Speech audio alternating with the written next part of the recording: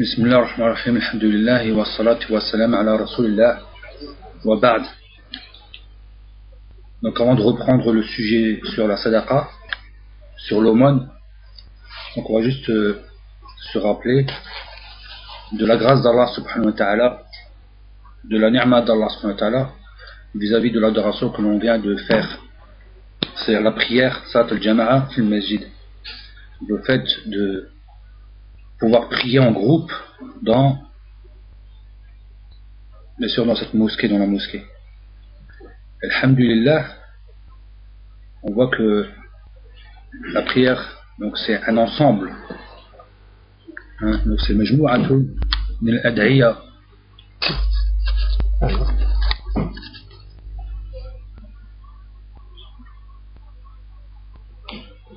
Donc bien sûr, donc c'est un ensemble avec cette invocation du début à la fin. Donc bien sûr, lorsqu'on commence et qu'on dit Allahu Akbar, dans le sens où Allahu Akbar min kulli kabir, donc Allah est plus grand que toute chose qui peut être grande. Wa kullu ma tahta hadhihi al-kalima Allahu Akbar fa huwa dakhil fi hadhihi al-kalima.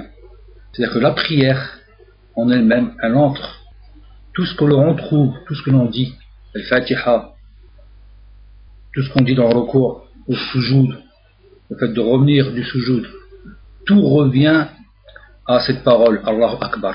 Tout revient. C'est-à-dire que c'est le tafsir, la prière, c'est l'explication de Allahu Akbar. Et on termine bien sûr donc par al-Taslim. Et parmi aussi les bienfaits que l'on retrouve dans cette prière, c'est les ad'iyya, le dua, après la prière. Lorsqu'on dit, comme on voit, alhamdulillah, que c'est mentionné ici, dans les affiches, donc celle-ci plus celle-ci, on voit bien qu'on commence par l'istighfar. On dit 3 fois astaghfirullah lorsqu'on a terminé la prière. وهذا الاستغفار أن العبد يستغفر الله سبحانه وتعالى لأنه ناقص في عبادته.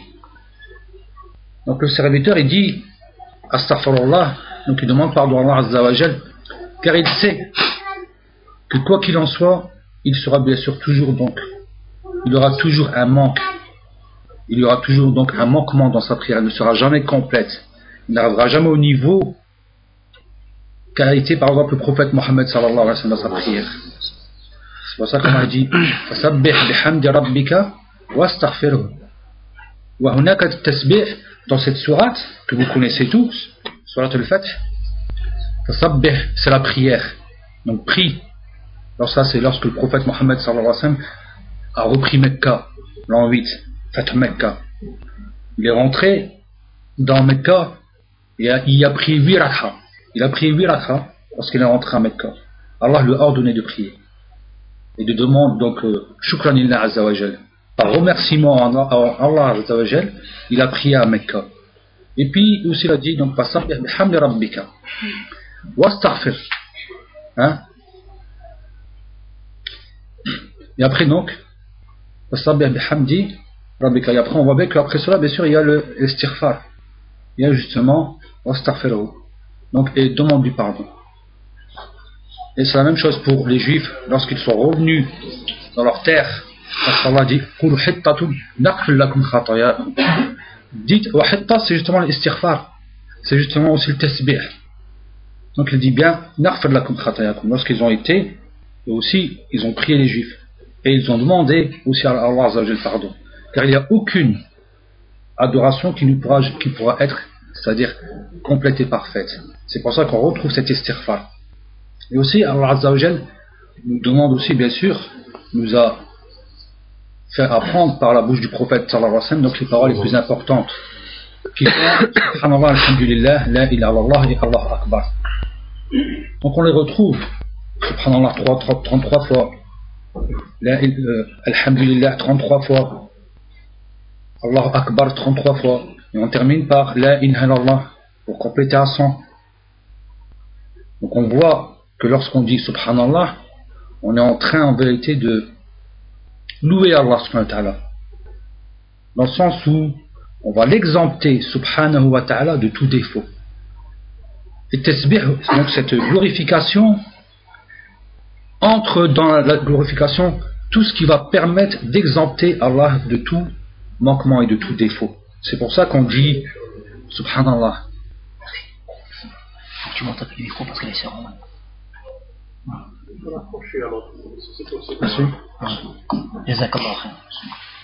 Donc,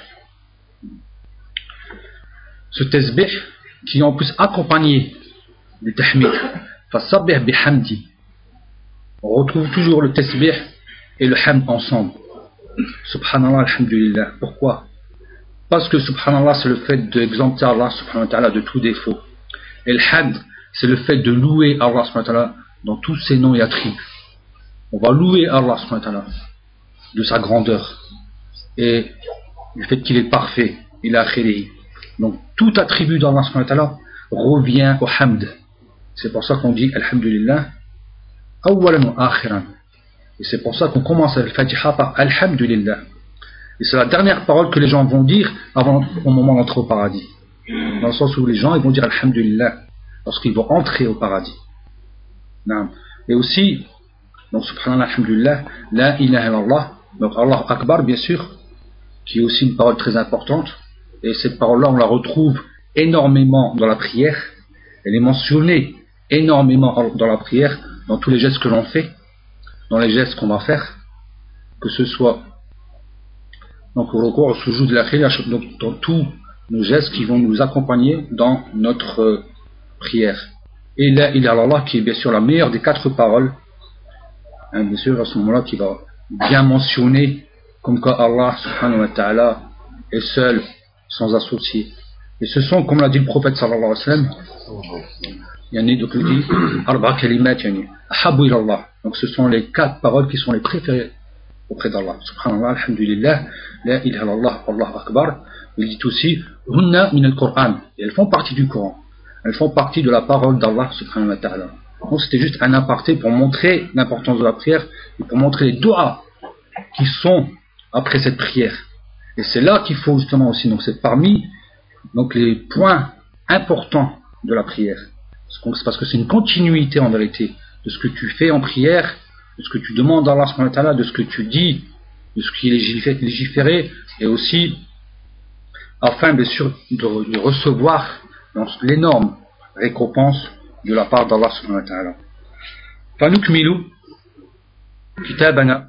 Donc ce matin on a vu par rapport à la sadaqa, on a parlé de al-fada'il, les bienfaits, les vertus, les valeurs de la sadaqa tatawwu'. Parce que ce matin, pour ceux qui étaient absents, nous takallamna an sadaqati. Donc par rapport aux aumônes, là c'est la zakat. On n'a pas parlé de la zakat, on a parlé bien sûr des aumônes qui sont surérogatoires. Wa an natakallamu fil adab, an al-adab, donc an adab as-sadaqa. Donc on va voir bien sûr les bienséances de l'aumône. فأولا premièrement الاحتساب يحتسب الأجر فيما ينفقه المسلم.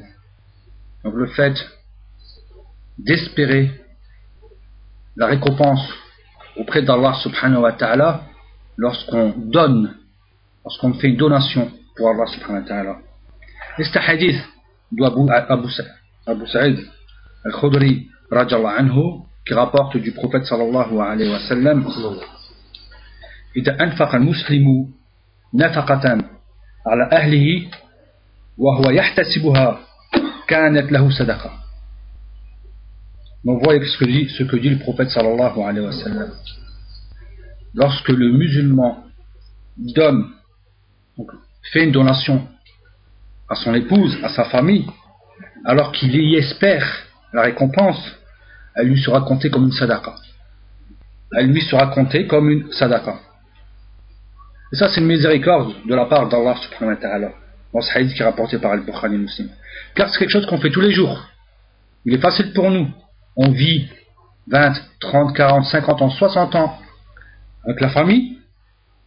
Et il suffit qu'à chaque fois la niya, on la met pour Allah subhanahu wa ta'ala. L'intention, on la met pour recevoir la récompense et Allah nous donne. Pour quelque chose qui est à l'origine pour nous obligatoire. Pour quelque chose qui est à l'origine pour nous naturel. Matin, midi et soir.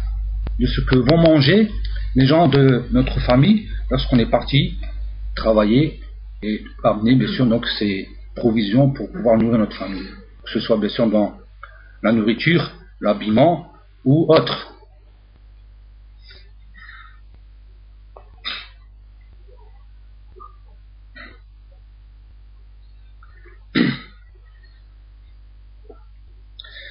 Deuxième point, deuxièmement, c'est l'infaq min al-mal al-halal al-tayyib fa inna Allah tayyib la yaqbalu illa tayyiba. Deuxième point, c'est de donner de cet argent ou de ce bien qui est bien sûr halal, licite, et qu'il est bon, car certes Allah est bon et n'accepte que ce qu'il est bon. Et c'est un hadith de Abu Huraira qui rapporte du prophète sallallahu alayhi wa sallam, qui dit donc Ya ayyuhan nas inna Allah tayyibun la yaqbalu illa tayyiba. Aux gens, certes Allah est bon, il n'accepte que ce qui est bon. Wa inna Allah amara al-mu'minina bima amara bihi al-mursalin.